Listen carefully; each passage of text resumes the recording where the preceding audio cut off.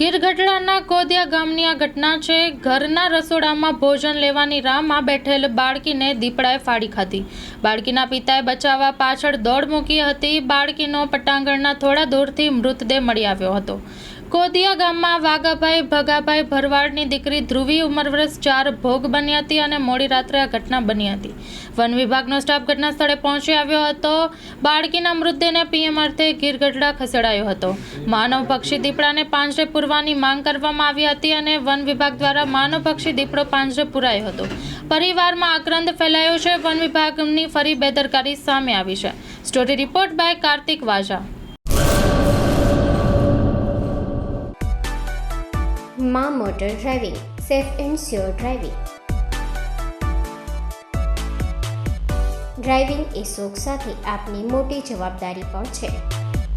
અમારા ઇન્સ્ટ્રક્ટર દ્વારા સચોટ અને સરળ માર્ગદર્શન આપની રોજની તાલીમની માહિતી મેળવીને શું અધુરાશ છે એના ઉપર પૂરું ફોકસ કરાય છે।